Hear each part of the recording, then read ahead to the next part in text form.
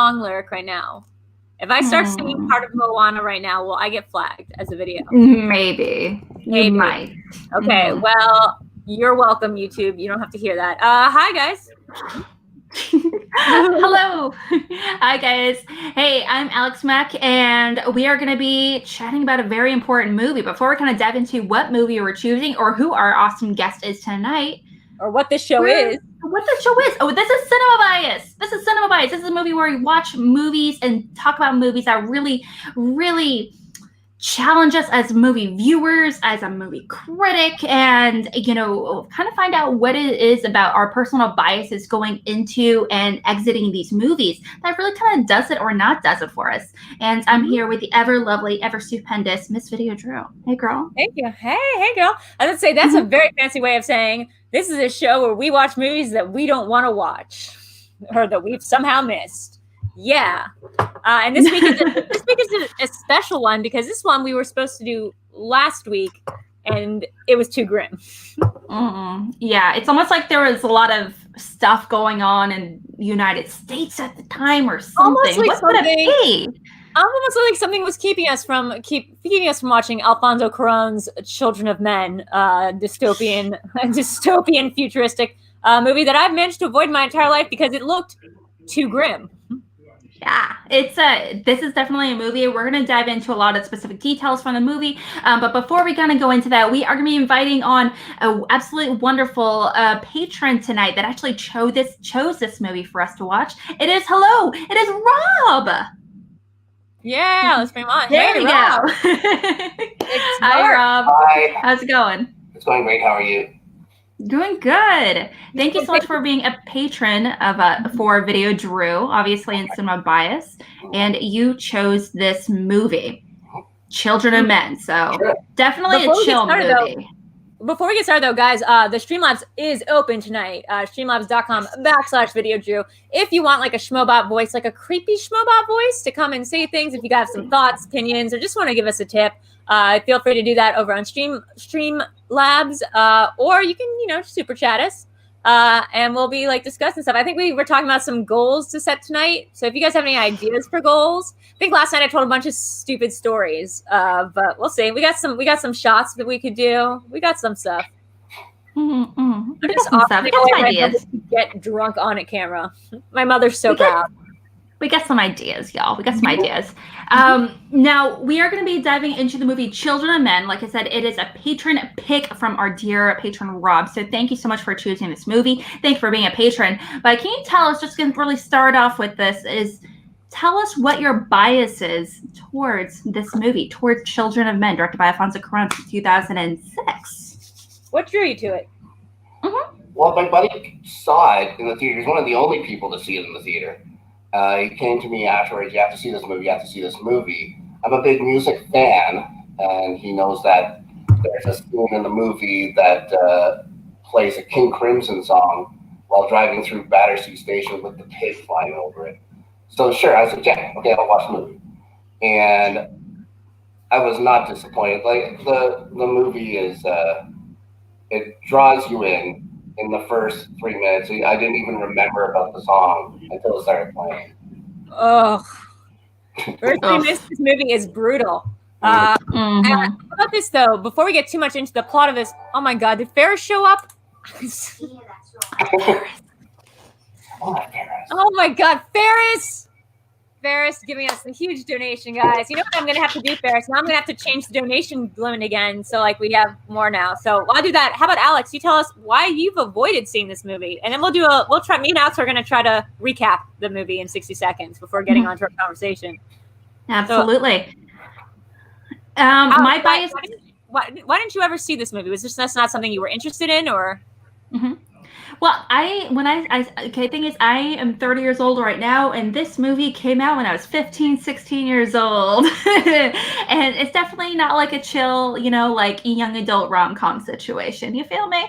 Okay, and so this movie it's really dark, has a lot of dark themes, and, and it talks about a lot of real world problems, themes of immigration, darkness, infertility, having hope, having faith, having hatred of everyone and everything, or a lack of hope and faith, essentially. And that was it.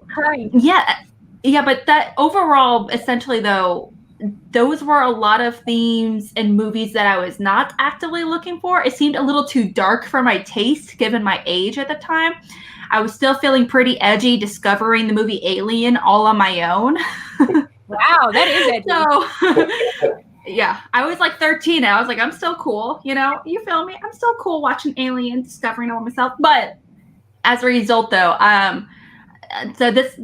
catching this movie, it just never came up, and I'm actually really, really sad, because considering it's from a director that I really, really enjoy. Alfonzo Cuaron.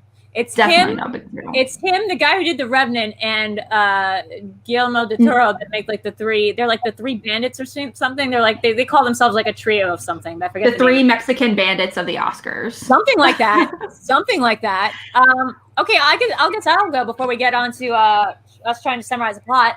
I had seen the opening of this movie, and was like hashtag triggered. Like, nothing about these kind of dramas appeal to me. Like these very like dour, like things where like you start out bad and you know it's not going to be a movie where things get like very much better. Like I don't like movies with a lot of accidents or car chases or explosions.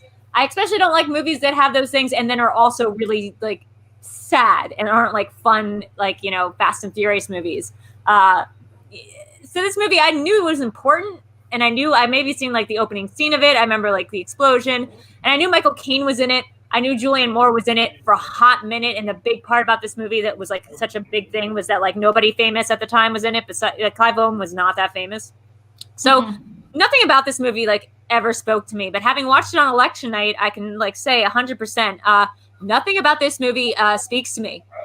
I'm just kidding. This movie's actually great. I just watched it on election night. I would never suggest that. We were gonna go through with it up until the point, I think, where I was watching it and getting really upset, and NerdChronic was like, maybe you shouldn't do this tonight. And I was like, maybe you shouldn't do this tonight. And I was like, oh yeah, maybe we shouldn't. So I'm really glad that we get to do it the next week, and that this week is looking a little bit better. So really excited. So Alex, how about we try to do the thing that we do, where we put up 60 seconds on the clock. And I'm really excited. Actually, Alex, I'm going to let you take this one. 60 seconds on the clock. No, girl, I've been doing it for the last 4 times. Girl, I've been doing it for the last 4 times. You're just trying to dip out, okay? Well, I see you trying to... President Espresso. This is as far as she gets. It's actually he's actually trying to get a triple espresso, okay? Yeah. Right, okay. Alex is like, so All he's married, or he was. Okay, you're gonna do it. Okay, Alex. All right. Let's do this. It's going. It's going. Okay. So, wow, already. Okay, so Clive Owen, essentially, it takes place in London, 2027. So the near future. Okay, the world has gone to shit. Okay, there is pollution everywhere, but also people have somehow magically stopped having kids. So the people are just become infertile. And so it's become a huge political issue.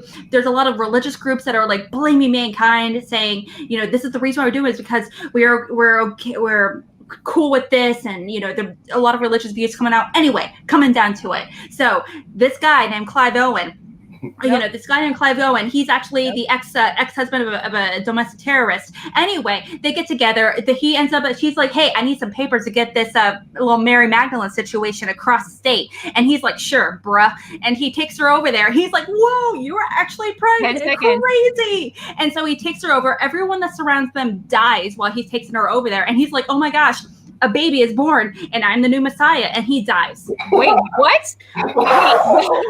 Wait, I think you saw a different movie than I just saw. What happened in that last second? He's the new Messiah?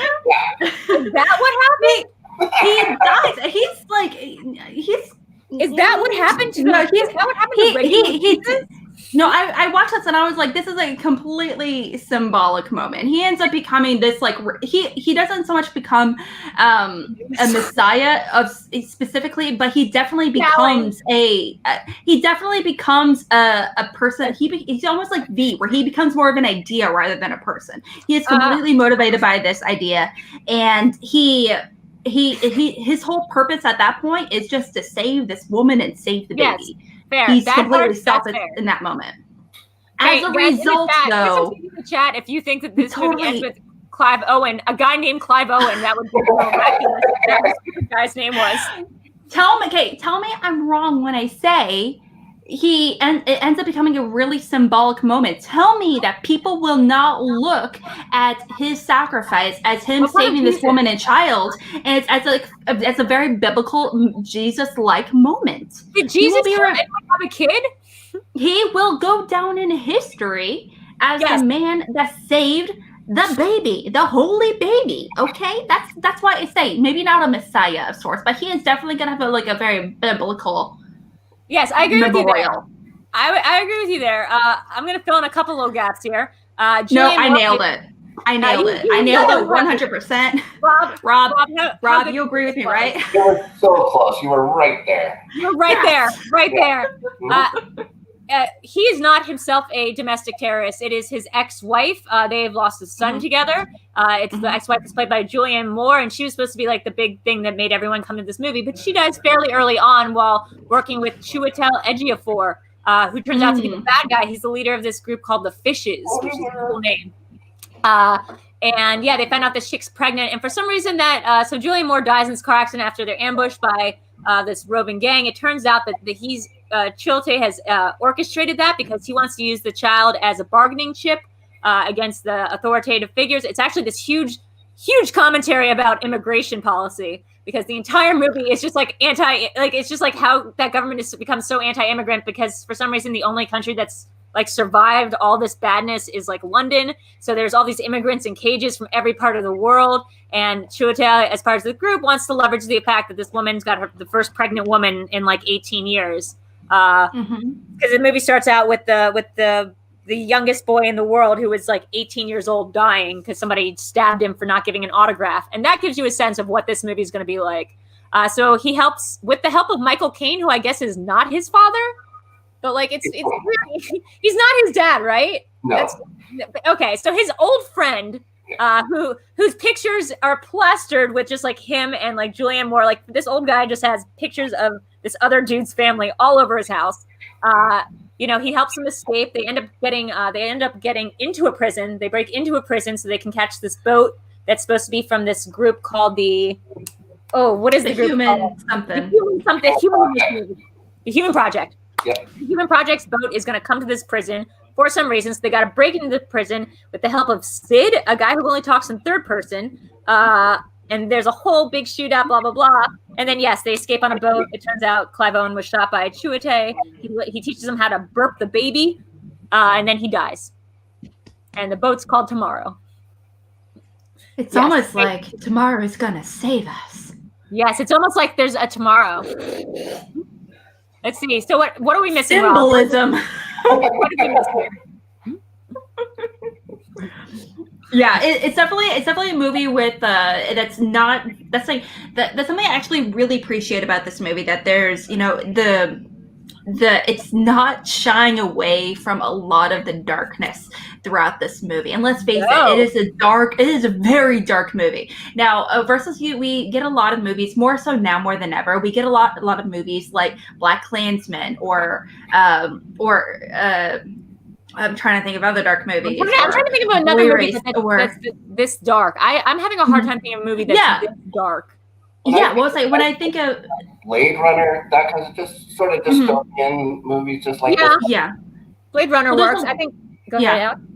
Well, there's a lot of darker movies, but there's in those darker movies, they like to lighten up with moments of comedy, or just sometimes they like to where you're like you can have breathe a sigh of relief, at some point in the movie. A Schindler's List, Schindler's List. There you go.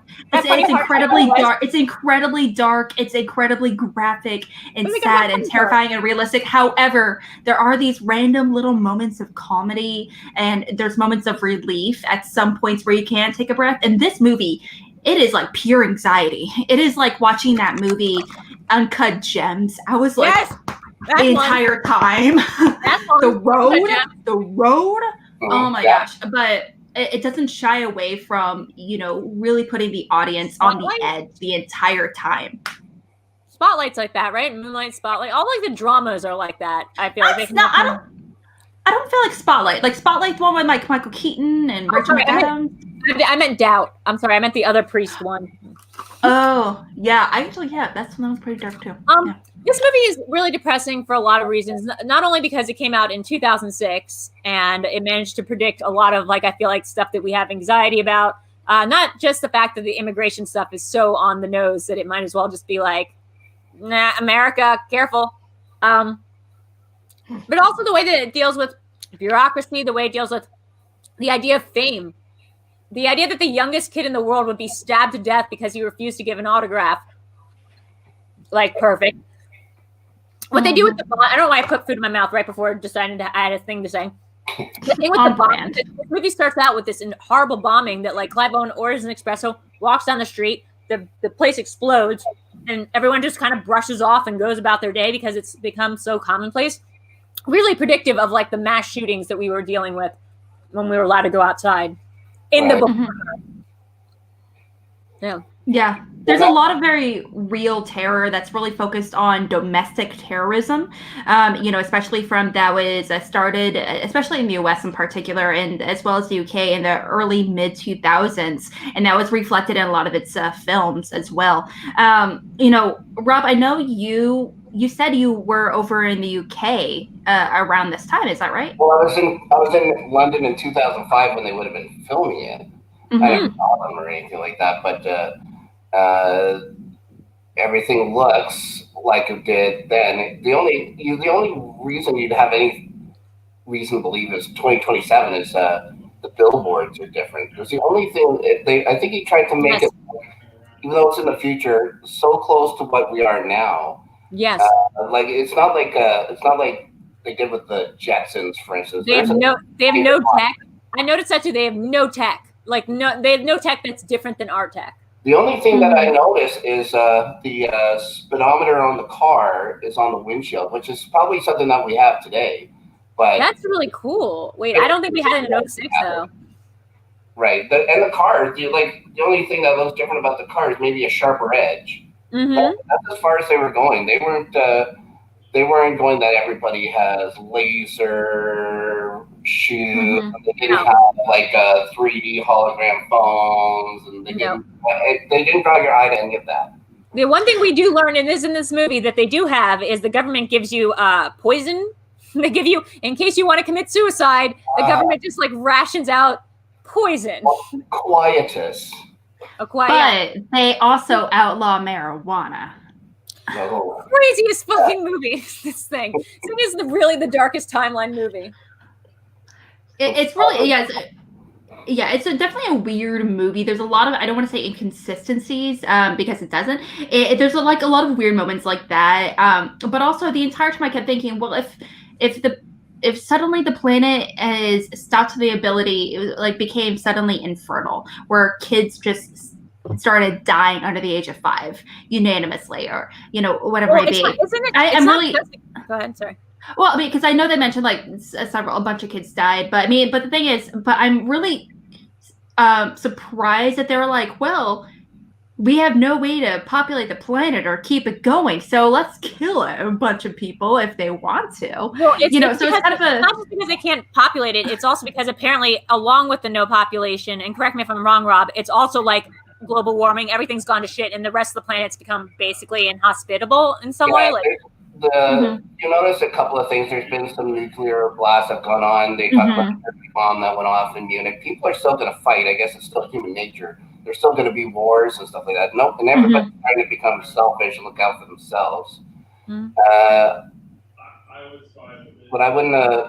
But I wouldn't think that. I think the thing is that when people just don't have any hope left, right? Right. So don't have any hope. What's the point of what does it matter if your neighbor lives or not? You know what I mean? I think that's a great point. I mean, because there is that amazing sequence near the end where, and this is what I didn't get. I was like, how do they plan on using this dude, like this little baby, as like a negotiating chip when it seems like everyone's reaction to that baby is like, oh my God, great, a baby. Like the only person that thinks that thinks that it's in any way like going to be something that they can like, what, they're going to kill the baby? Like, why would they do that? Like everyone in this moment in the movie, there's this huge sequence near the end where people are shooting at, like, you know, the rebels are shooting and the cops are shooting inside this prison, which again, like, why are the cops shooting in this prison? Like, how did Chiwetel Ejiofor even get inside that prison? I mean, secondary stories, but, and then they all see that there's this baby and like everyone stops, like all the fighting stops and they just allow Clive Owen and the mom to like walk through because everyone's like, it's a fucking baby. Like everyone's so happy.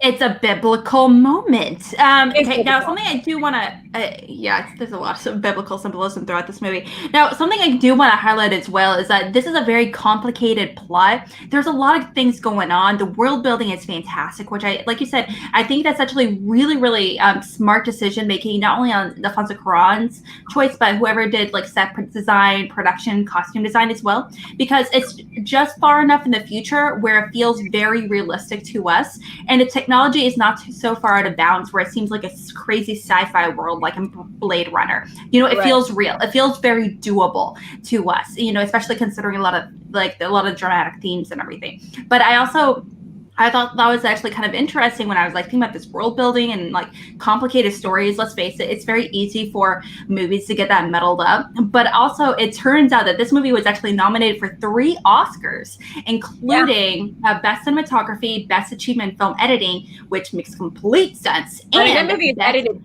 fantastically. Yeah, so good. Best Adapted Screenplay. And so this movie is like definitely pretty fantastic on all those accounts. I'm very glad it got those nominations. Did Clive, I mean, I guess I can see why Clive wouldn't get the nomination for this. What was it adapted from real life? Were they just adapting it from the They looked in the newspaper. Adapted from the newspaper. I think we should do this part next of putting this movie in context. It is, I just do want to let you know, it is a book by P.D. James. It is a novel. Bummer. But in the book it's set in like 2021, but like the book was written in the early 90s, so it's like farther ahead. So that makes sense. It tells you something about the darkness of this, about the darkness. Sorry, go ahead. I said in the book, the men become infertile. They changed it for the movie. Oh shit! That's a way better story. Yeah. It's the men that's becoming. I would prefer that actually. I would have preferred that. I would have way preferred that. Well, I guess we'll get to it when we talk about our favorite moments. But I think talking about this, put it in context for a second, it tells you a little something about my mind state. That my assumption was there's a boat and this movie ends, and then it continues like Dawn of the Dead remake style, where she gets on the boat and they're like, just shoot her in the head. Because there is no human project, it just seems so bleak that why would there even be an organization that's dedicated to helping ostensible pregnant woman? You're not wrong. Yeah, I literally was waiting for that to happen. I was waiting for someone to kill her at any moment, especially at the very end where he's dead. I was waiting for the boat to come up and then be like, yeah, okay, now she's here. She'll ruin everything. We have to kill her. So and that did it. Cuaron leaves it up to you, right? If you feel hopeful, you'll have a hopeful ending. If you they're gonna take her to the Azores and everything's gonna be okay, and they're gonna figure out what's wrong with mankind and stuff. Or if you go into the movie with feeling less hopeful, they're gonna use her for something as well. Everybody else is gonna use her. The kind of concept here is I just was also wondering why, now that they know that there can be one baby, that somebody got pregnant and have a child, why not just be okay, well, great. that means that definitely other people can, now one person has, that's like a canary in the coal mine kind of situation. Mm-hmm. Great. People should be always acting about this movie. I don't even know why it's a thing. Why this woman wouldn't just be out in public being I'm pregnant, and everyone would be oh my God, how wonderful. So the government won't want to think that the refugees can have children. But isn't she not a refugee, or is she a refugee? She's a refugee, that's why she's a refugee. They've also commented not only is she a refugee, they will say that they mentioned that she's not the right color. You know, she's not white. They want an English savior baby. What are they going to do? English white. They did specify white. Sorry? End of the day, it's a baby. A baby is a baby. You guys haven't seen a baby in 18 years. No one's gonna care, like, you know, where it comes from. I just think that they literally forgot how to interact with babies. It's so weird how to feed it, interact with the baby. It's so funky. Yeah. Okay, so putting into context, you know, kind of bringing it back, you know, when did you see this movie for the first time, Rob? Like, you know, I know you said did you see it like when it first came out in theaters? Did you kind of catch it a little bit later, or? But a lot of people missed it in the theater. I saw it just as it came out to video, so it must have been 2007. 2007. Okay. Yeah, 2007. 2006. Would you? 2006. Yeah, it came out in 2006. Sunset, Would you? Man. 2 Clive Owen movies. Yeah, would you say that it's a Schmoedown competitor in you, and I respect that. I want to know, Rob, specifically, is why did you pick this movie for Cinema Bias tonight? I just always loved the movie. It draws you in. You become part of it. The scenes, and there's a few of them where it seems like there's no cuts. It's a simple. The car chase, just with them with the ping pong balls back and forth, and then seeing the car come down, and then just it's intense. It has all these intense moments, and it never really lets up. But I don't think it's an unhappy movie. Like I don't find this movie dark anymore. I think it's a happy movie, essentially, with some things that happen that are dark. I mean, it does talk about the triumph of the human will ultimately, because, you know, Clive Owen, you know, sacrifices himself. Like as soon as he's in it to win it. Like at first he's just, you know, helping his ex-wife. I'm thinking after she dies, he's in it to win it. Like no, not really. Because at that point he doesn't know that she's pregnant.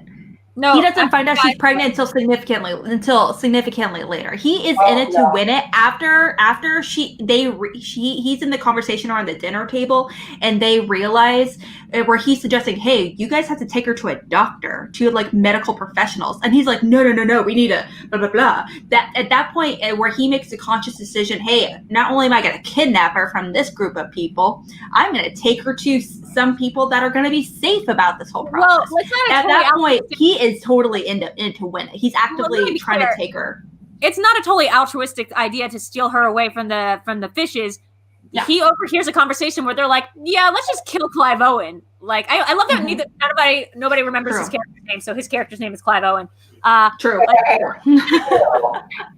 Which again is like a weird move. Like, why kill him? He doesn't know that you orchestrated the Julianne Moore killing. He was totally on board with your guys' scheme. Why kill him? Like, this is the worst of human spirits. Because he suggested the doctors. He's the one that suggested taking her to main society, whereas everyone else is exactly opposed to that. And the girl, the Mary Magdalene character, essentially, she is like the one saying, "Hey, I am going to do what he says. I am following him," and everyone else is literally like, "Seriously? There's like 50 other people here, and you want to go with this, bro?" Sorry, what'd you say, Rob? So that's. So he knows that she's pregnant by that point. Yeah, he finds out he finds out in the stall with the animals, right? Like when she's in the. When he hears that, let's kill this guy, and she already knows she's pregnant. Bears herself. Yeah, we gotta get out of here. Well, I wonder if that's it. I also wonder if it's about loose ends because he got the passport from his like that's also his like brother or something. No, it's like a diplomat friend of his or something, or like somebody high up in the government.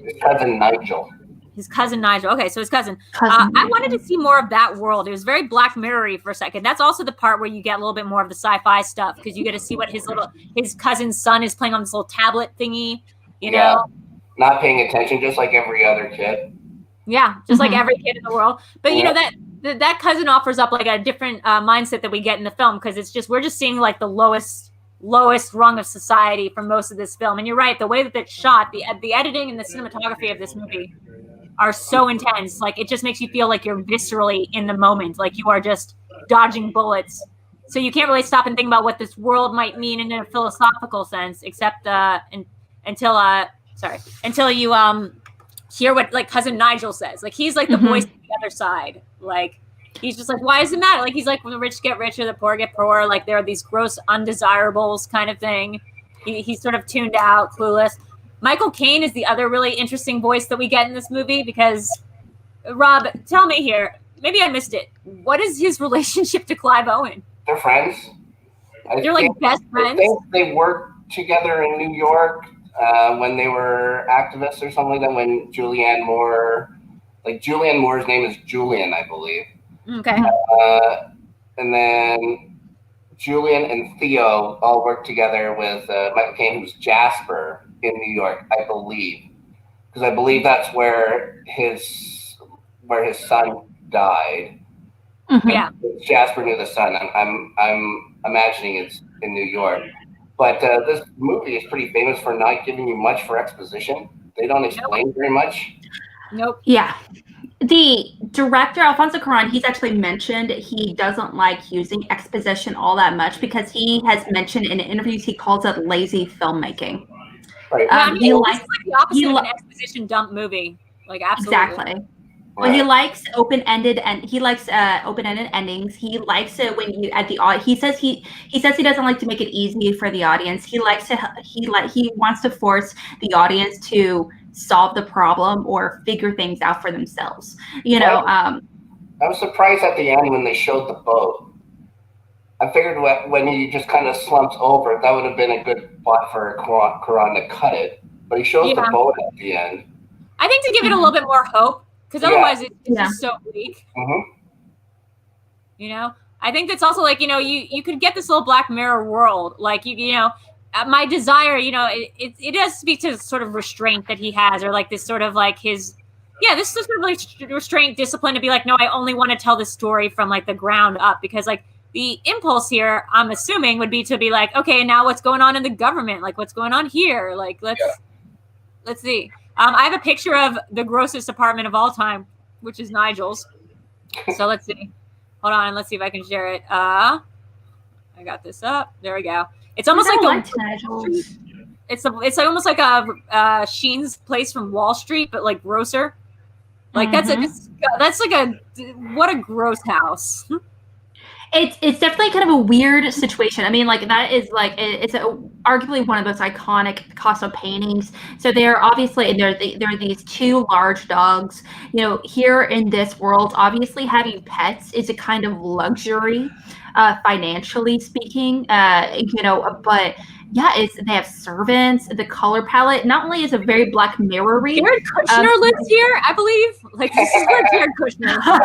Absolutely where Jared Kushner lives. But it's kind of interesting because one of the only sources of color, like actual color outside of like flesh tones, is those little pot of flowers, which is like in the movie, it's like definitely like it's a richer like burgundy red color. In this movie, you can see a little bit of the redness, but it's kind of funny that the only color in this scene, you know, is nature. You know, it's something that's like literally and figuratively speaking, it's growing. You know, it's something that's kind of off to the side that you're not focused on, but it is something very there present. So here's what I think. I realize what this movie reminds me of. This movie is the most reminiscent to me of not another movie, but of The Handmaid's Tale. That's the sort of dystopia we're talking about. We're talking about the kind of dystopia where like, you know, this is like the austere upper class, but then like imagine The Handmaid's Tale, but we never find out like anything about the ruling society. So it's just like imagine The Handmaid's Tale, but we're just finding out about what happens when they get exiled. Like it is brutal and dark, and we get this one glimpse. It's like a tantalizing glimpse of what the rest of society could look like. And you're like, I keep going back to this, but you're right. Like not even the guns are updated. The guns are just guns. Like they're not like cool guns. Guns are something that gets updated like every 6 months, man. You know, and you know they were like, nah, we want to keep the guns like pretty normal where everyone could recognize them. But I think that's a very conscious choice, obviously. We need to go back to Michael Caine for a second because I see some comments talking about it. Weed dealers don't have photos of their clients like on their message on their like dream board. Like this guy has a wife who's like not comatose, but she is like unable to speak. She's in a wheelchair, and you have go ahead. So she's catatonic, I guess. She's catatonic. Michael Caine has a picture, like has her facing pictures of Clive Owen and Julianne Moore and their child. That's what she's looking at. Right. Why? The thing is, I actually when I saw this for the first time, because I saw it twice and it's been a week because I hate life. I actually I know. I read it initially as well. The thing is, the first time I saw it as that, but in the second time I watched it, I kind of saw it as like what's her name, Julian Taylor's mom, and so like they're like it's like his father-in-law essentially, but they got a divorce, so he is like so he would be like the grandparents to their child that died. Maybe, so it must be like a godfather. You're right. It must be like a godfather. Yeah, there was no, as far as when watching it, there was no explicit definition being like, yeah, that was my grandbaby or anything like that. But that kind of closeness, I only see in like as far as like close families, grandparents working with their kids, and Dude was willing to die for him. Dude was willing to do the pull my finger. Not only die for him, but die for him. Like this, only one of two jokes in the movie. One is like the pull my finger bit. And the second is like her thing where she's like, who's the father? And she's like, I'm a virgin. And then she's like, no, I'm just kidding. Because he like looks like he's like, oh my God, for real? And she's like, no, like I have no idea who the father is. And that was like legit hysterical. Like I like giggled.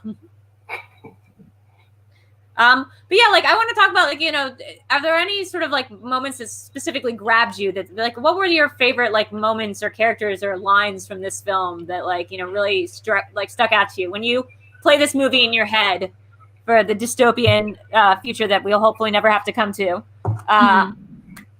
What sticks out for you? Well, the scene that I'll always go to is the scene after he gives birth and the fishes find them in the refugee camp, and they get separated, and he has to go get her back when the bullets are flying and stuff, and he finds them upstairs, and Luke starts talking about how small the baby is. Yeah. Breaking and stuff. You can see he's human too and stuff like that. And then he just starts shooting at the police again, and until not only shooting at the police, but doesn't he shoot at them because Clive Owen gets hit? So like, yeah, for sure. It is not a good place for the baby to be. Like honestly, Chiwetel Ejiofor's plan in terms of getting Julianne Moore ambushed and brilliant plan. Everything he does after that is so dumb. I'm like, why would you bring the baby to where the shooting is? Just not. Why would you hold him up like Simba? Desperation may have helped in that too, right? Oh, absolutely. Yeah. I mean, this is a movie that runs on adrenaline. This is what people make. This is like a rabbit like gnawing off its own leg to get out of the trap kind of movie. Go ahead, Alex. I do want to highlight some of my favorite moments and scenes actually really emerge from one character in particular that I feel like doesn't really get all that much love, and it's Miriam. So if you don't remember who Miriam, the entire time, and I also like when I saw her, and I was like, it was that bitch from one of the movies that I hated as a that I had a love-hate relationship as a kid. Oh crap, what is it called? Wait. What? It's one about the little girl, like the 8-year-old girl. She ends up getting like magical powers, and she reads books obsessively. She goes to she's Madame Trenchable. Matilda? Are you talking about Matilda? Yeah, she is okay. So the woman that plays Miriam plays Principal Trenchable. No way. Matilda. Yeah, go back and watch it. Go back and watch it. And I saw it, and I was like, oh, I can't believe it's her. And I had to confirm. I confirmed it, okay? I confirmed it. I have to look with my own eyes. Yes, do it, please. It was really great. And she was also in one of the Harry Potter movies, like, later on. And so I was like, ha-ha, go me. You're right. But you are right. Yes, wow, I know. You're welcome. Yeah. But she has like some of my favorite lines. So one of my favorite lines that she ends up saying, one of my favorite lines that she ends up saying in the movie is the scene where she's talking to Clive Owen's character in the grade school, essentially. And they have to, and the grade school is like completely decrepit. There's dust everywhere. There's like a deer that walked across the hallway at one point. And while looking through this beautiful frame, they're both looking at the pregnant girl. And they're both like in a classroom looking at her through the window. And Miriam says, as the sound of the playgrounds faded, the despair set in. Very odd what happens in a world without children's voices. Yeah. And I was like, oh. It's pretty good. Yeah. And she's like, also, yeah, she's also the reason why, she sacrifices herself. And she, like, when they're on the bus entering into like the war zone essentially area, where she was just like where they were becoming suspicious of her, being like, oh my gosh, it hurt, she ends up sacrificing herself. That gets her kicked off the bus. And the religious fervor stuff where she's like ranting. Yeah, she, it's crazy. It's just such I feel like it's a really beautiful moment for her. Somebody saying in the comments, it reminds me of Book of Eli. Book of Eli was, I would say, a less dark version of this, because Book of Eli is a dystopian future, but it's one that's like campy. It's like, they're going on an adventure of like Gary Oldman's. If Gary Oldman's your bad guy, just like a heads up, that movie is not going to be as dark as Children of Men. Like Gary Oldman's like a very funny, good, campy bad guy, but he's no Chiwetel Ejiofor. Like, if that's your villain in the movie, you're talking about a dark film, which is why the Lion King live action movie was kind of a bummer. Yeah, and you can't forget, it's also Gary Oldman that did one of the most ridiculous and bonkers villains ever in Hannibal. He played Mason Verger. Verger, not even the best Mason Verger, though, in my estimation. Probably it goes Michael Pitt, Joe Anderson, and then Gary Oldman. That's definitely a different discussion that needs to be that's a whole other discussion. That's our Hannibal podcast. Wait for it this fall. Rob, did you have any favorite lines from the movie?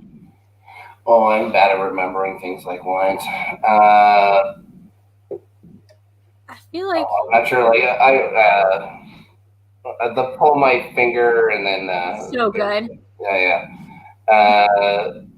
What about favorite scenes in that case? Is there any scene that really grabbed you? I like the one where you have this one moment of levity right before the terrible car crash where they're doing that. They're showing the trick that they used to do together as a couple. Weirdest party trick ever. They can like put a ping pong ball in their mouth and then like pop it to the other one. And I'm like, how did you find out that you guys could do this? Like, party trick. What happened in your relationship that came up? I don't know. I mean, like, somebody was just like, "Oh no, how did you catch that?" And she was like, "Oh." Yeah, party tricks. You learn weird, random party tricks. Yeah. I can have my finger touch this part of my wrist or forearm, but yeah, but like you learned that. You didn't learn that with somebody. No, I actually did learn it with Lucas because I was at the doctor's office and I was like, oh. What about you, Rob? Do you have any party tricks that you? Nope.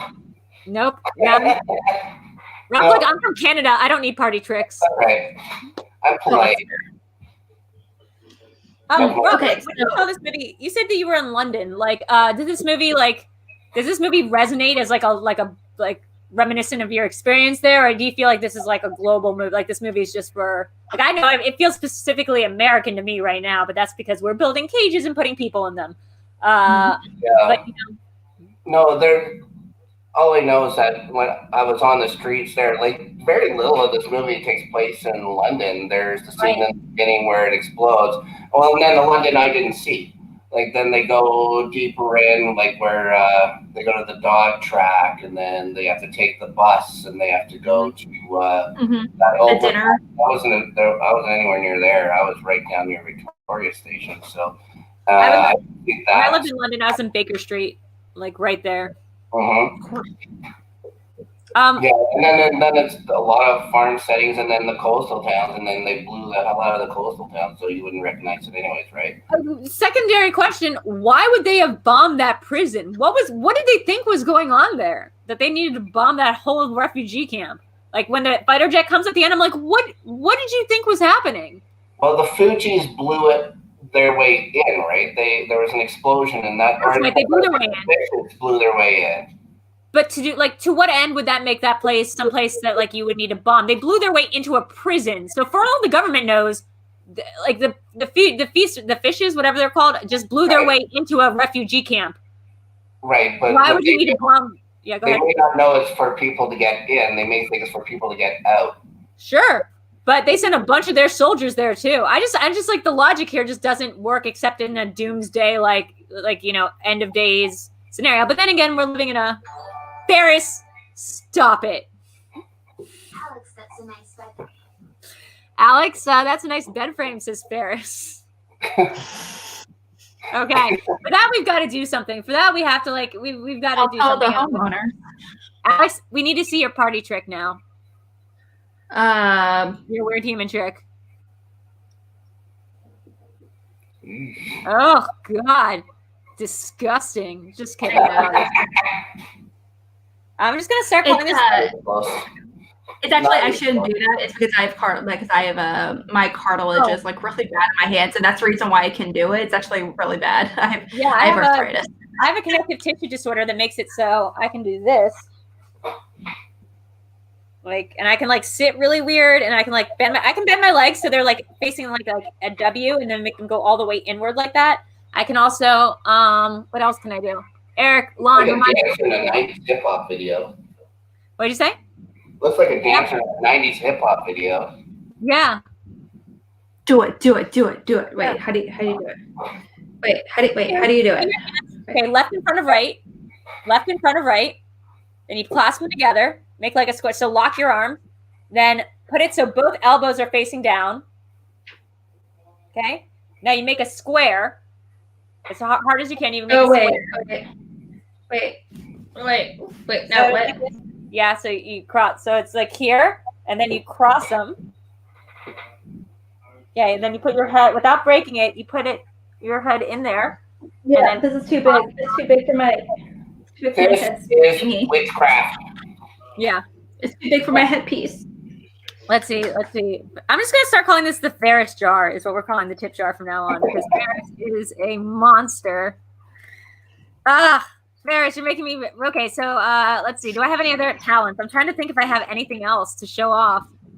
I can sound like Miss Piggy. Is that Miss Piggy? Is it? I feel like you I feel like Miss Piggy's has a very Kirby. Come on, guys, give it up for that. That was a great Miss Piggy. That was I can do Bane. Oh, can you? I can do surprisingly good Bane for I can do a surprisingly good Bane for a chick. Mm-hmm. Let's see. Yeah, see, looks like you can do Bane. Okay. You think the shadows are your ally? I was born in the dark, molded by it. I didn't see the light of day till I was a young man. I think that's the line. That line. I have to find it for you. I have to look that up. I have to look that up now. Batman Returns. No, it's not Batman Returns. Was it Dark Knight Returns? Rises. Yeah, simple. Dark Knight Rises. Whatever. Tomato. You all know what I was talking about. Sorry, I just had to say that I don't actually think you're a simple bitch. I just want to say to Lon, I did watch that John Mulaney thing where this is the grid system, you stupid bitch. I was watching that the other day, and that just came out. You know how to do it. Go ahead. Oh, I do want to ask, because we talked about lines, characters, and everything. I kind of want to focus on the cinematography of this movie, kind of bringing back to the movie a little bit. This movie, regardless of how you feel about dystopian movies or sci-fi or dramas, political films, this is also I'm giving you a thesis right here. This is definitely the most political, non-political movie ever. Like, it's not a movie that deals with politicians. But you know that there's people watching this movie right now who's like, yeah, they're undeserved. They don't deserve to be in London. Like, you know, there is. Like, this movie shouldn't be political, but it absolutely is. No, I mean, it was like, but I think also like a conversation when it kind of deals with certain themes, it is inherently a very political thing. I think art in itself, making art itself, is a very political act. Sure. Honestly, but like when you do Texas Chainsaw Massacre 3D, that's a different kind of political or artistic statement than doing ones where like the government, because no one can have children and we kill the world, has put everyone in cages. Do your thing, cuz. Yeah. Well, absolutely. But I do want to, you know, with that being said, though, regardless of how you feel about certain genres of the movie, of the director, all that good stuff, you cannot argue frame for frame. This is a very stunning movie. You know, it makes sense completely that it was nominated for an Oscar for Best Cinematography. But I do want to kind of talk about the aesthetic of this film, because it is a mood, it is a vibe. It is a whole mood that I never want to recreate. No. It is a whole panic attack. Panic attack. Now, Rob, I kind of want to know specifically, you know, you picked this movie, you know, obviously, like you said, you know, with favorite lines, scenes, all that good stuff. But I mean, like, what is it about, is there anything from this movie, aesthetically speaking, that really moves you? Maybe is it the color palette, or maybe it's certain scenes with the lighting, you know, the way this kind of the frames are kind of set up. Is there anything aesthetically that really draws you in for this movie? What's your favorite shot?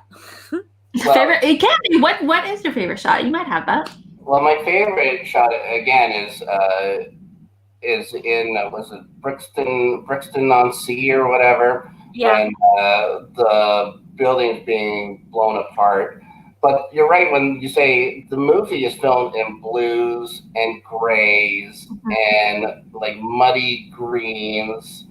The only time there's ever kind of any respite from that is when he's at Jasper's house. Then it's all vivid colors. Jasper's also got a kick-ass stereo system. It reminds me of my dad, who has like a kick-ass stereo system. Jasper's just jamming out like with the most high-def system in the world. That was another futuristic thing. I'm like, do they just have better like they have better speakers, or is that just like a crisper? Is that even a I don't know if he's playing a record or what, but he's playing like Blackbird, right? Like, and it's just real good. Is that what song was?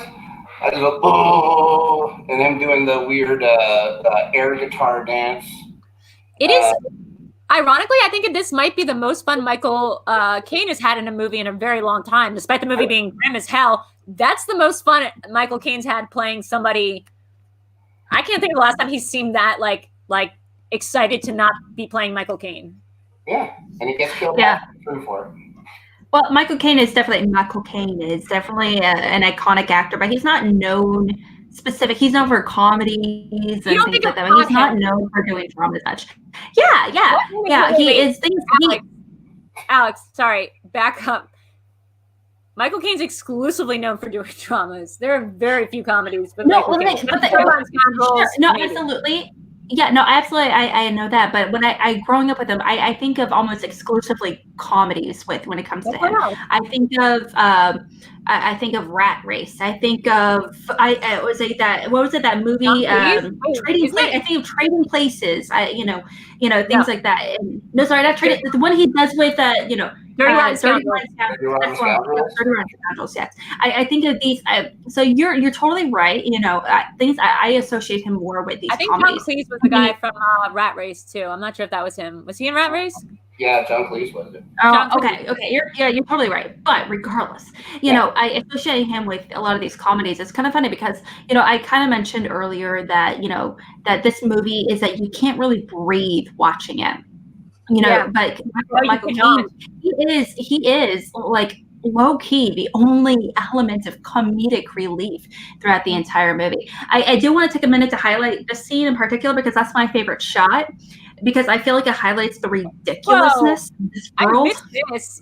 What's this? Like This is a scene where he's asking his cousin essentially for the papers, and he's like, "Yeah, my girlfriend is trying to get to her brother, and he needs the papers. Can you give us the papers?" And they have this moment where it's like, "Yeah, that's kind of difficult," but it kind of highlights a lot of the weirdness going on in this world.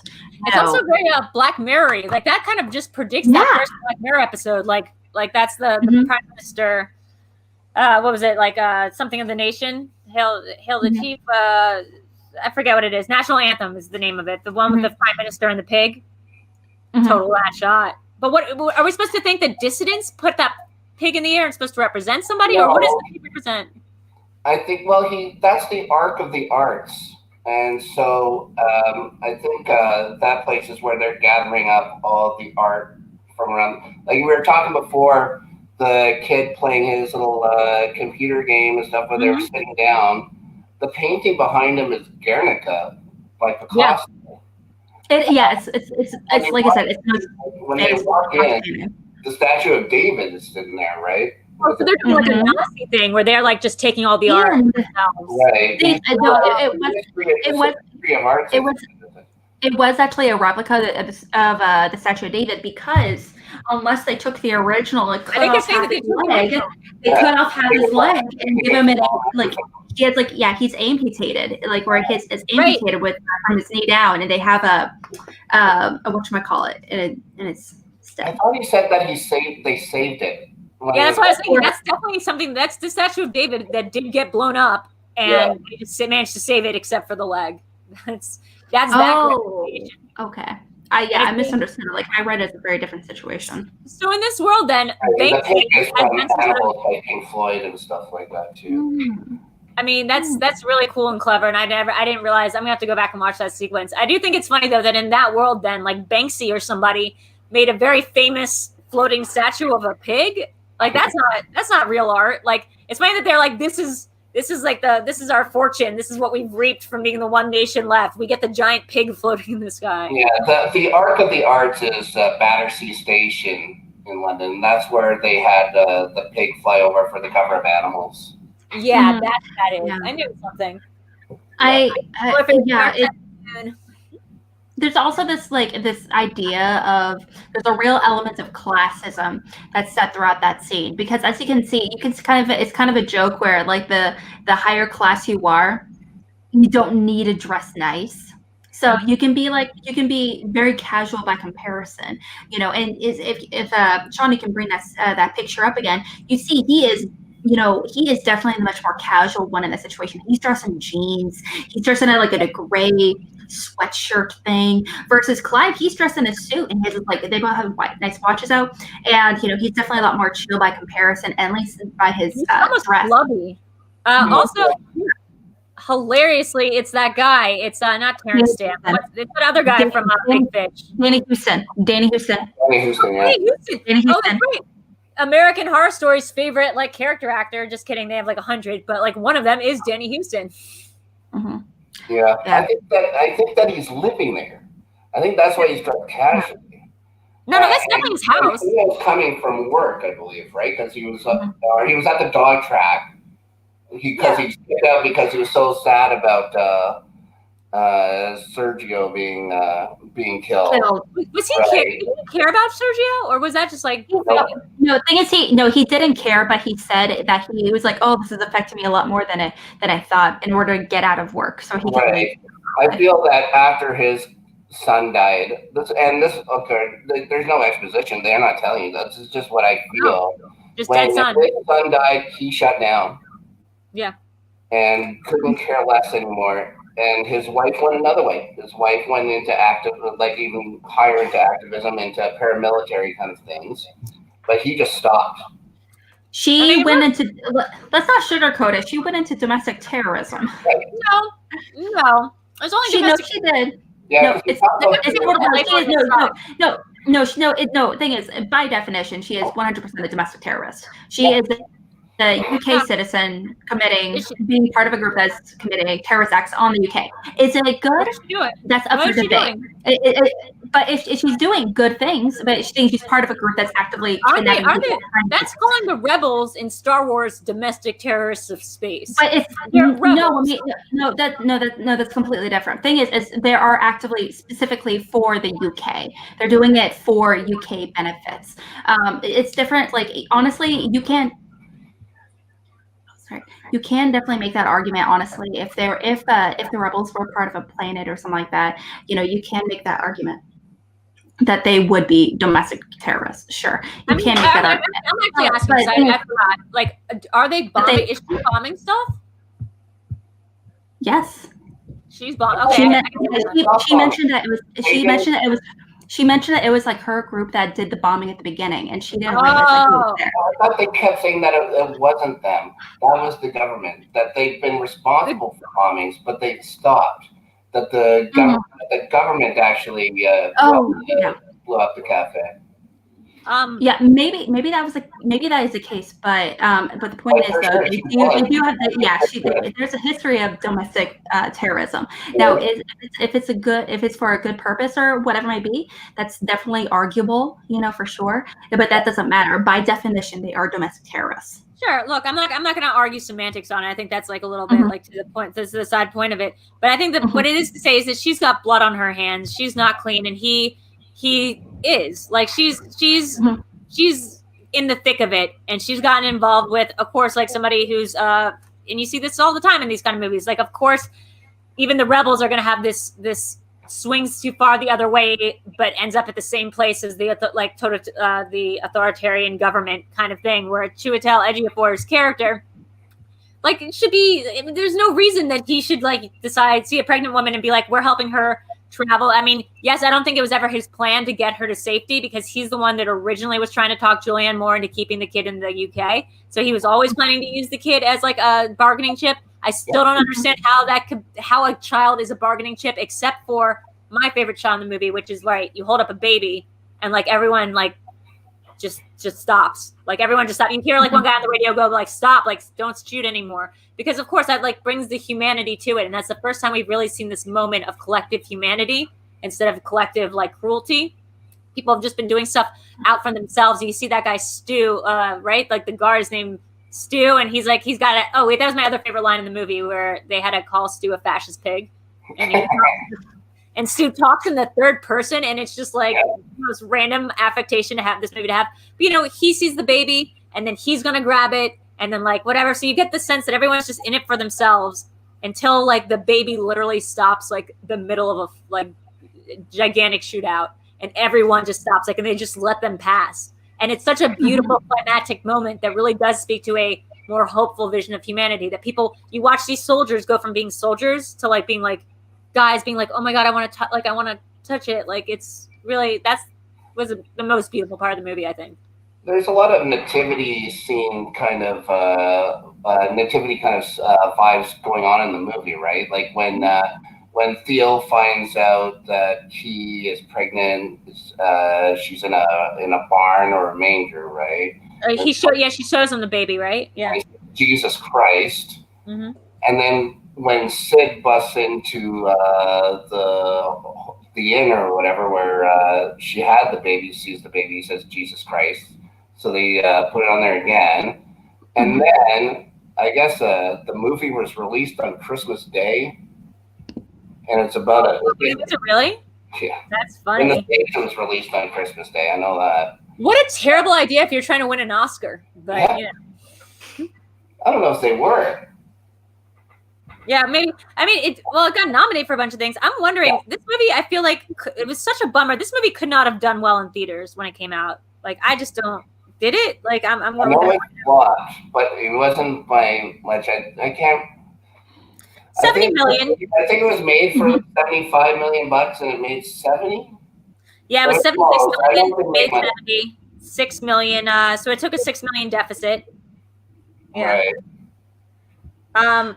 Good. It's got I know though. Yeah, it's this movie is definitely a very risky movie, I'm sure, to make when it was. Not only, its themes and, because let's face it, dramas aren't exactly money makers nowadays. Unless it's like directed by someone like really well known. And at the time, Alfonso Cuaron wasn't the Alfonso Cuaron that we know today. He's not the Oscar-winning director that we know today. Now, this movie is also, I remember doing, I did a little bit of research after this movie, and I actually read that this movie is actually used in like children's studies, like student services quite a bit. Okay. I mean, go ahead. Well, thing is, when I was in high school, like middle school and high school, when I participated in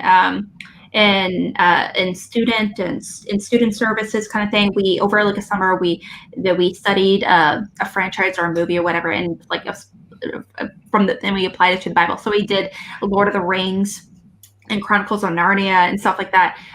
But this movie is actually used quite a bit in student and as far as in biblical discussions, in church discussions in particular. There's a lot of references. Like Theo is compared a lot to Moses, pretty consistently throughout the movie. Like his name is Theo, by the way. But Theo. Yeah, Theo, yes. He ends up he's not Moses, but he definitely has a lot of similarities to Moses. He, as far as he let's face it, Moses, he helps a woman with a baby get on a boat to survival. Moses was the baby on the boat. Moses was the baby on the boat. Yes, yeah, but the thing is, but it's like that whole transfer process. That also the woman, she ends up, I guess, yeah, she ends up revealing that she was pregnant in a barn, very similar to Moses as well. But it's there's Moses. Yeah, so Kira reveals her pregnancy in a barn, aka which is a manger. So it's very.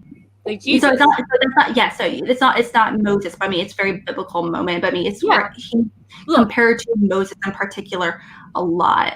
I don't think I'm disagreeing with you at all that this is a very biblical movie. There obviously biblical symbolism, so much so that I was surprised the boat wasn't named like Israel. Like it's just real. It's almost like a little bit. It's never on the nose because again, this is such a frenetic paced movie where you're not getting a bunch of the contextual clues. But in the sense that yes, he's her shepherd. He is someone who becomes almost saint or martyr like. His last act is to teach her how to burp her own child. There's the women that help them along the way are these very they're these very sort of not nun-like, but they're these sort of like women of Sarah and Rachel that you hear about in the Bible. Like they are people act in biblical ways, and you're dealing with extreme situations, but by the definition are biblical. And the movie's about acts of God or whatever you want to call them. That would be like the plague. That's the 10th plague is death of the firstborn. So. Should we tell Gilly Ford, or maybe it's not him, maybe it's someone else. But it's the group is called the Fishes, right? Yeah, like loaves and fishes. Yeah, the leader is named Luke, and as in Saint Luke, leader of the fishes. Oh, see what I did there, which is a direct biblical reference. Oh, I'm not sure who did that, but Alfonzo Saint Luke.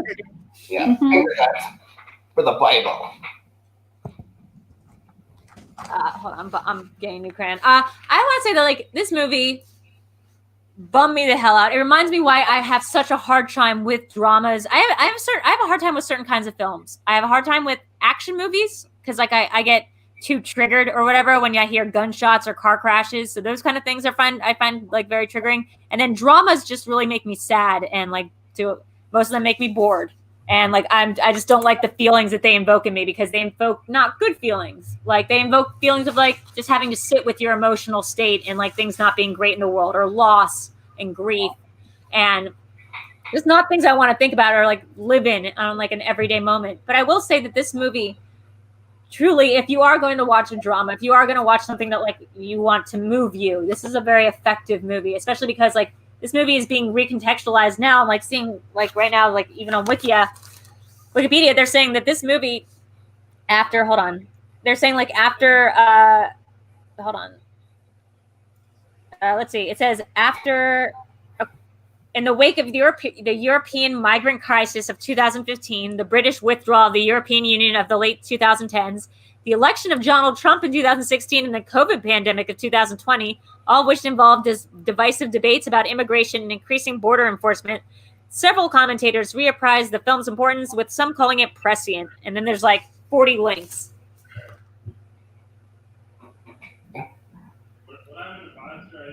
But I do want to say my other favorite part of this movie might have to just be Stu. Like, hand it up for Stu. That Stu is Which one's Stu? Which one's Stu? Isn't that the guy who like talks in third person? Oh yeah. You know, he's like the guy that, like, I don't know why you want to break into a prison. Yeah. I would have liked to know way more about Michael Caine's character, but like, yeah, I mean, this movie it's hopeful, but it really is like a crack coming out of a flat, like a pavement, like cemented down and like just totally beaten to the ground. It's kind of weird. I kind of feel like this is definitely kind of a movie where I kind of wish there was a prequel, but at the same time, I don't want a prequel. You know, I mean, because I don't want to tell Alfonzo Cuaron what to do, and I feel like that would really defeat the purpose of what his goal was, you know.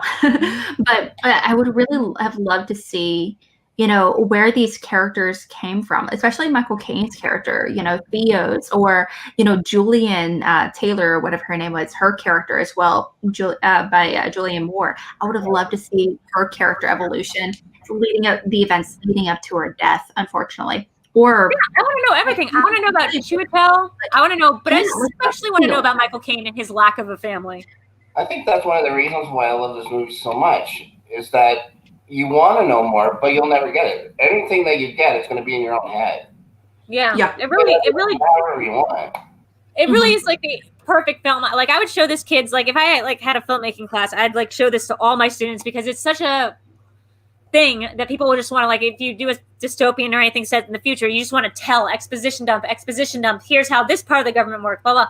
This is such a restraint. Like, this movie shows so much restraint in being like, no, we're not interested in like what the cars would look like. Also, the quest is never to find out why everyone went barren. That was never part of this movie. It's just a slice of life movie. You're right. And like, absolutely. And there's no big brother. There's no big bad. Like, you don't, at no point does like Gus Fringe come in and be like, we need that baby. Like, right. No, like, you're not getting any of that. The Ministry of Infertility doesn't show up knocking on doors and stuff. Yeah. Where's the baby now? No. Christoph Waltz, not in this movie. That, honestly, I'm very thankful for that, honestly, because I'm actually very grateful, honestly, watching this movie. There was no one. There was, you know, several big actors, but it wasn't. There weren't any actors that were distractingly big. That was a big part of this. Yeah. Julianne Moore was the only famous person at that time in that cast, because Clive Owen hadn't come out with his big movies till this and the same year, Inside Man. So like, they were. But besides Michael Caine, there was like nobody. Charlie Hunnam is in this movie, but like, you barely recognize him. Yeah, I know. I saw him and I was like, he looked. Yeah, it was great. I was very proud when I recognized that. He's like, he's so underused. I'm so sad about that. This is definitely, I do want to take a minute to really highlight, you know, obviously there's several things that are very specific to Alfonzo Cuarón as a director. You know, He's really wonderful with world building. He's also like known for being a writer director. You know, and, you know, he's really great. So he's really wonderful when it comes to a lot of those storytelling elements. He's not afraid of, you know, but he also usually likes to go for movies with the sci-fi elements like this, Gravity. So with that being said, I do want to focus a little bit on where this lies in his entire filmography. Right. Now, I do kind of want to remind you guys just a little bit of movies that he was involved in recently. Obviously, he did Aroma. He won some Oscars. No big deal, so a few Oscars for that. Gravity. He did a few shorts. Children of Men. He did Harry Potter and the Prisoner of Azkaban, which is arguably the best of the entire Harry Potter franchise. Y Tu Mamá También. Great Expectations from '98. A Little Princess. second Alfonso Cuaron movie that we've covered on here, and another movie from '91, which I cannot pronounce, so that's my bad. But with that being said, where does it, Rob, for you, where does this movie lie amongst his filmography? Do you have like a favorite movie in his filmography? Movie. This one? Oh yeah. Harry Potter and the Prisoner of Azkaban, I think, is the best Harry Potter movie, and I don't think it's close. And I can watch that movie and this movie together and feel two completely different things, and to think they were filmed, what was it, a year apart, 2 years apart? I think he already had the rights to this movie before he did Prisoner of Azkaban. It just took so long to write the movie, I guess. But makes sense. It's a very complicated story. Yeah, it's difficult, especially when he only read a page of it. He never read the book. That's interesting. Wait, really? Yeah, he never read the book before he did it. That's why there's things changed, and I'm guessing that's why that he made women infertile instead of men is just male bias, I suppose. I don't see why it makes a difference either way. Wait, do we know it's women or wouldn't they just assume that it's women? Like that the thing is I guess I could see it, because if you make it the men that are infertile, I don't know, it becomes more of a thing. If you just say it's just people become infertile, women can't give birth, but we don't. Do they ever say that women are the ones that can't do it? You might be right. That might be my bias as well, because Miriam says that she didn't see. She was I don't know if she was a nursemaid or something. She was a nurse, and they stopped coming in with the baby. She started not being able to schedule the babies coming in. And the babies were dying 3 months in and stuff like that. They weren't sure why. Is that what happened to his baby? Did it die from that? He died. They said he died really young. He was 3 years old or something. Yikes. But the baby just kept dying. Yeah, this is it's Weston in the comments saying, I feel like this is slightly less scary than Contagion.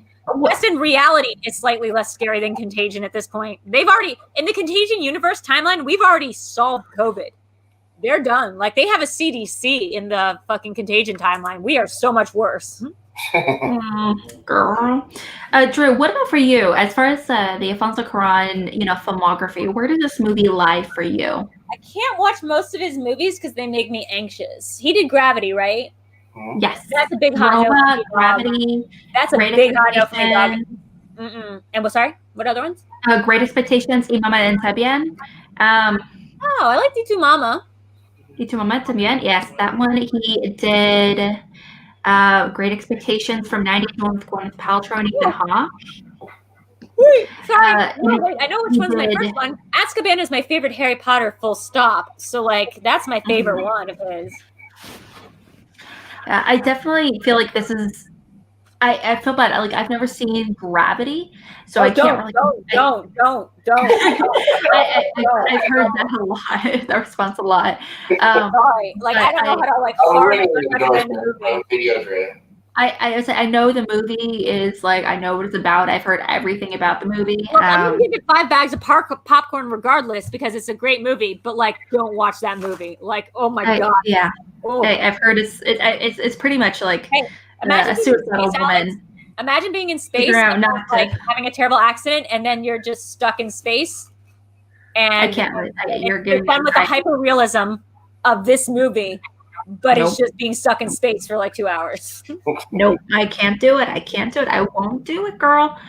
Okay, so does this rank, definitely at the top for you, Drew, or is this somewhere in the middle? It has to. It's not one of my favorite movies, but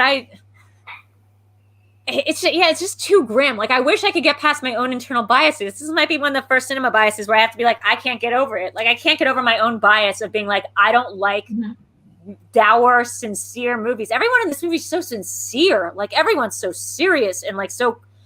Oh my god! I guess this is the world that it would be like. I think I just realized what the Michael Caine thing is. He's somebody, because they're grown up, right? They're older, him and his wife. They decided not to have children, and now that no one can have children, Like they've sort of adopted this younger guy who's lost his kid as sort of like their surrogate son. That's what I feel like. That's what that is. Because once people stop having kids, like the people who chose to go childless must have felt like super bad. Yikes! They like missed it. Maybe, yeah. And they were both very accomplished career people. There's a lot of highlight. There's a lot of highlight on her career as a journalist. I remember that through the trophies and stuff like that. I want to give this movie all the popcorn bags in the world because, like, sorry, somebody's thing is ringing. Because, like, yeah, no, it's gorgeously shot, but it's gorgeously shot in a way that makes me very upset. So it's like, for Gravity, he did a thing where he had to create like this light box that everyone walked inside of. So so when you saw like the reflection off the helmets, like you were actually seeing them just standing in a room while the lights reflect around them to look like stars on the planet Earth. And like it's this incredibly intricate device that him and his director of cinematography came up with. Now that's crazy. That's like amazing, and like that's like Tesla level genius. The same thing happened in this movie. Sorry? The same thing happened in this movie in the scene where Theo is running to get into the apartment building. I guess an accidental blood squib went off. Oh, distracting!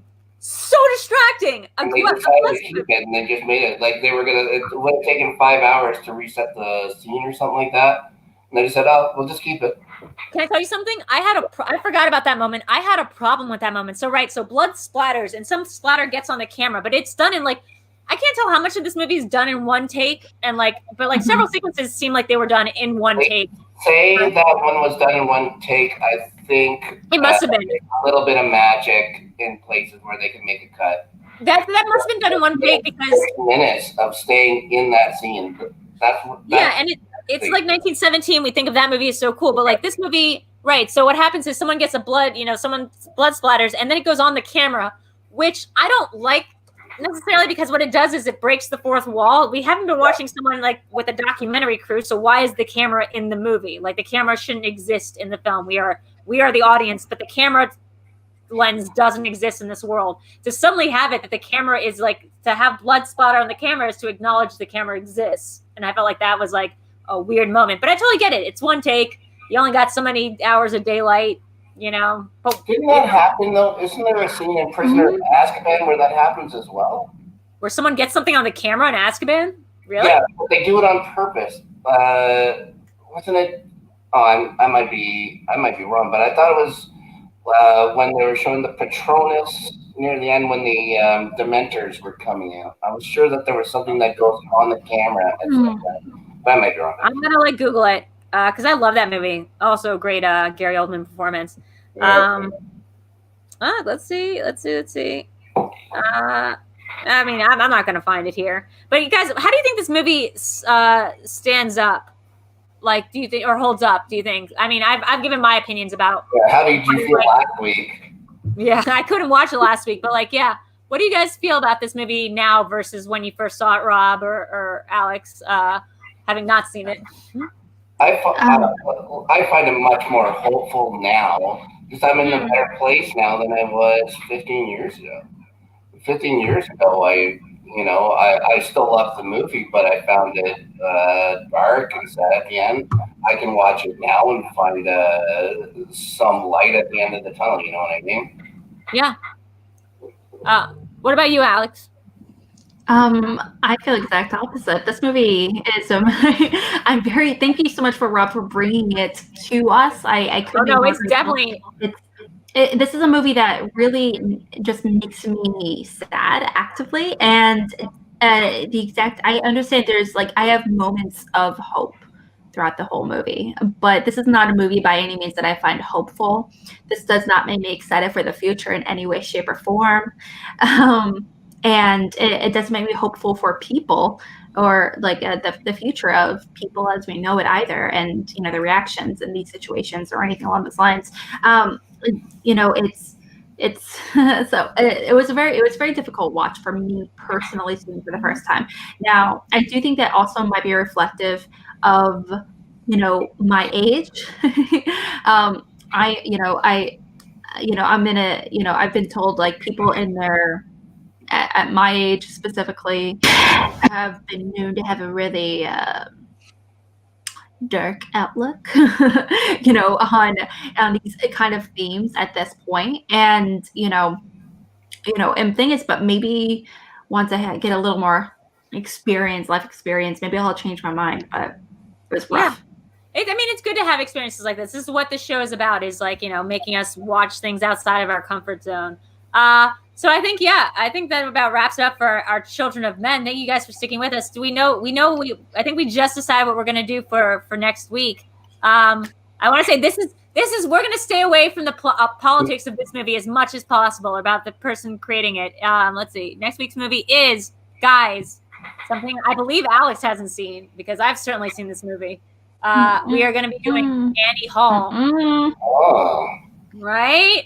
I'm really interested to see what Alex thinks of any Woody Allen movies. That's just going to be, this is a quintessential intellectual love movie that, like, this is a love story for like New York Jews such as myself. To be completely honest, it's going to get really weird, because I'll give you a hint. My bias going into this is that I'm going to hate it. I've never seen a Woody Allen movie that I've liked. Really? Okay, well, it's going to be interesting. We'll see. Yeah, there's going to be a really interesting one. Yeah. What? Which Woody Allen's have you seen? I have to like pull up the list. Like, how many movies has he done? I mean, like, I know he's done like 20 years, 25, 30 years. 50 years. Give me a hot second. Oh, whoopsie. Have you seen Magic in the Moonlight? That's a terrible one. Yes. I would say that one. That movie's awful. I saw Wonder Wheel. I saw Cafe Society. Cafe Society also. I actually scratched that. I did like Match Point. Midnight Paris. I liked it okay, but I thought it was that one's fine. Have you seen Vicky Cristina Barcelona? Wait, have you seen that? Vicky Cristina? Yeah, I have seen that one. Really? You didn't like it? There's parts of it that I enjoyed, but there's other parts where I'm like, no. Yeah. Well, I'm very interested in seeing that. Rob, I'm very black and white though. We're going to save this for next week's conversation. But anyway, Rob, thank you so much for joining us. Thank you. For this episode. Do you have anything you want to plug or say where you're from before I'll always say that I'm from Winnipeg. I love it. Yes, and you can find me on your Patreon, usually in the morning, annoying people with the song that's been in my head. I just want to say a quick hello to Vernon, who from your Patreon, who's getting over COVID-19 right now. I was going to wear a shirt from his favorite hockey team, the Jets, but I didn't. So I'm sorry about that, Vernon. Go Jets. But that's really the only place you'll find me. I have a Twitter that I barely use except to like things, and a Facebook I never visit. Well, it's so easy getting in contact with you. Today I was like, is SNARK just your user handle? I was like trying to type it in the Twitter thing, being like @SNARK. SNARK. You can also find Rob like hanging out with me like almost every day on my Patreon study sessions. But we'll get to that in a second. Alex, where can we find you? You can find me up there on Twitter @real_AlexMack. You can also find me co-hosting the show Mornings with the Outlaw on Fridays at 10:30 Central. We dive into movie news of the week that really kind of catches our fancy. And I host a show with a call to action podcast called Schmoedown. It's a Schmoedown themed debate show. And this Saturday, I'm going to be hosting a Smets themed Schmoedown for the Smash-a-thon. And so we're going to be doing a whole 24 hours thing. It's going to be going on for like 35 hours. So heads up, drinks, get some Red Bull in you. It's happening. It's going to be a doozy. But yeah, that's some places you can check us out at. I am VideoDrew. And this is my channel. I am VideoDrew. And I love the Dandy Warhols. Wait, Rob, that's your party trick. That's a great little. I also love that you don't mention that you're from Guy Madden's hometown of Winnipeg, my Winnipeg. Yeah. So you can find me here, VideoDrew. That's it. Yeah, Guy Madden, that's it. But it's a great one. I'm from Delaware. We don't really have. We have Joe Biden now, but we don't really have. Almost as famous as Sky Madden these days. Yeah. So I'm at VideoDrew across all social. I'll keep it brief. Mondays and Thursdays, I do VideoChronic Pop Culture Quiz on this channel right here. I have a Patreon, which is patreon.com/VideoDrew, where we do training every day. So you can find Rob doing that. Alex sometimes comes in and does that. We had Smets and Parker there recently. It's fun because I am training for specifically the undercard match of this live pay-per-view Schmoedown thing we have going on Friday, me versus Jen, Meme Queen Kemp. So that's going to be really exciting. And then, Wildberries, whoever they are. You can also find me here on Tuesdays doing Cinema Bias at 8 p.m. On Sundays, it's Live in the Dark with VideoDrew, my in kayfabe show. We've had some awesome guests on recently. It's been awesome. Alex, you're going to have to come back on and finish out your fight with the Crow Boy. So I don't even know who this guy is. It's embarrassing. I mean, half the time you can find him up in the treetops with his, next to VideoDrew. But yeah, guys, there's going to be a lot of fun stuff coming up. I also just started a new job, so that's exciting. I'm going to start next week.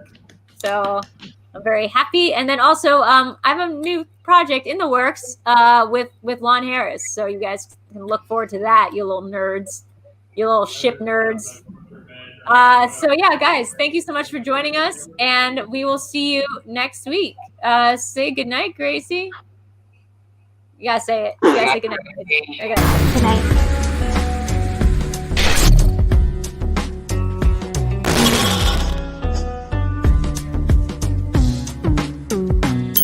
Thank you.